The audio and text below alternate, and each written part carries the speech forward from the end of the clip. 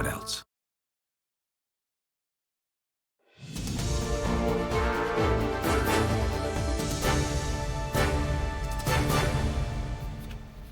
Good evening. The family of Ellie Edwards, who was killed in a shooting on Christmas Eve, have paid emotional tribute to her as police continue their search for her killer. A statement written by her father described the 26-year-old as a beautiful and bright star who had amazing plans for her future. Her family are also pleading for more people to come forward with information after Merseyside police released 2 suspects. Kelly Foran reports. My beautiful Ellie Marlene is the love of my life, and she is my world, my best friend. She will always shine and be beautiful and bright. My Ellie has never gone. Ellie's father was too upset to read his own tribute to his daughter today. The police spoke on his behalf. Christmas and our family will never be the same again without her. She was the glue that held this big family together. A family that have spent this week doing the unimaginable, laying flowers where Ellie was killed. Police don't believe she was the intended target. This is the moment that one person was arrested. Officers have called those involved cowards and are urging the public not to protect them. 2 people have now been released from police custody. The murder suspect has been recalled back to prison on licence. A woman has been bailed and another man is still being questioned by the police, who say they are doing all they can. These people don't deserve to be walking our streets. They don't deserve to be protected. They belong in prison. Guns have no place on the streets of Merseyside. Officers say they want to know where a dark Mercedes seen in the pub car park that night has since gone. Silence is never an option. We need people to take a stand against criminals. We need you to speak to us so that we can take action. Thank you. There are still lots of unanswered questions. The police and Ellie's family hope someone out there can give them some answers. Kelly Foran, ITV News. A developing story this evening now, and the government is expected to require negative pre-departure COVID tests for all travellers from China as concerns about the virus grow. Well, our political correspondent Harry Horton joins us now. This just coming through in the last hour or so. What can you tell us, Harry? Well, the UK is joining a growing number of countries requiring these pre-departure tests from China. These measures have already been announced in Spain, in Italy, in the US, India and Japan, amongst other countries. And this is all because earlier this month, Beijing lifted almost all of its remaining pandemic restrictions. We've seen a huge surge in cases in China and concerns about the spread of new COVID variants. Now, all this week, the government has been under growing pressure from some backbench Conservative MPs to not react too slowly to this. There's been discussions in government today. It appears as though the government is concerned about China's vaccine. They're concerned about a lack of data from China. That's why they've introduced these measures. A Downing Street source says these measures are precautionary and temporary. The aim, they say, is to stand with allies and those other countries who've put measures in place and to try and put pressure on China to be more transparent about what's going on within China when it comes to COVID. OK, Harry, thank you very much indeed for that.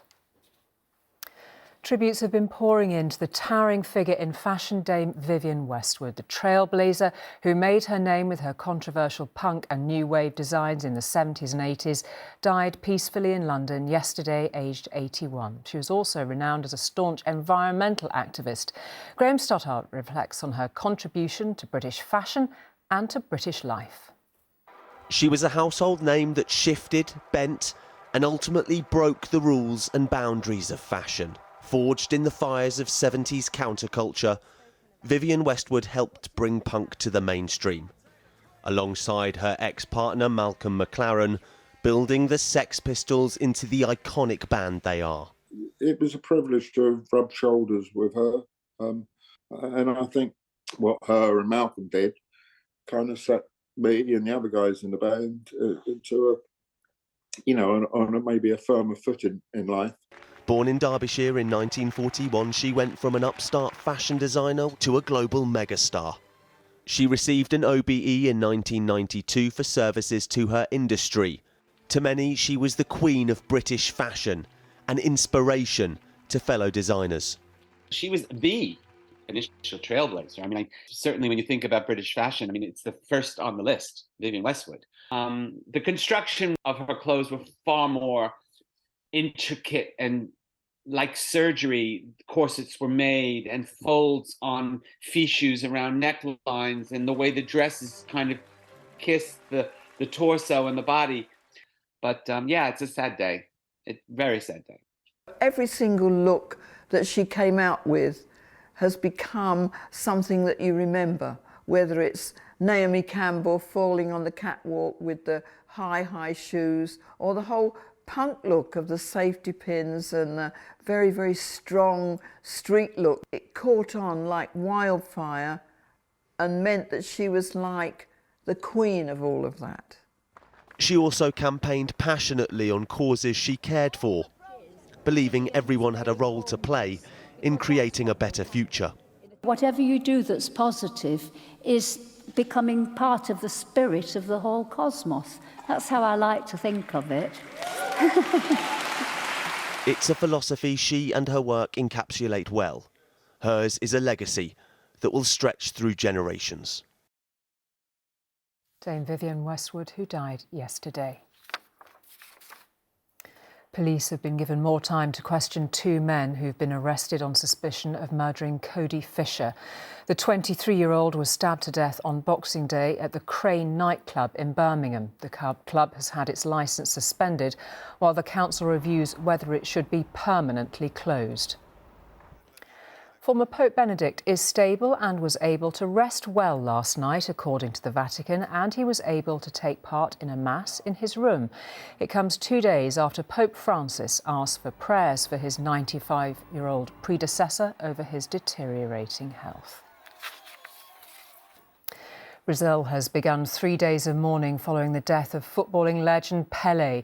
The three-time World Cup winner died yesterday, having been in hospital in Sao Paulo since late November. All day, sports stars, friends and leading figures have been paying tribute to him. Manchester City boss Pep Guardiola said Pele's influence on the game would be eternal. Every player, a top player, won a award and number 10 in own team, so what he has done for football is, it's there and always will remain. Pep Guardiola speaking earlier. And finally, there'll be a few more mouths to feed on the Channel Island of Alderney after a record number of ringed plover chicks fledged in 2022. The small wading birds breed on beaches there. As the last population of plovers left in the Channel Islands, it's hoped the growing numbers spell a positive future for the species there. Looks happy enough, doesn't it? That's it. Our late bulletin is at 10:45. Until then, have a lovely evening from me and all the team here. Goodbye.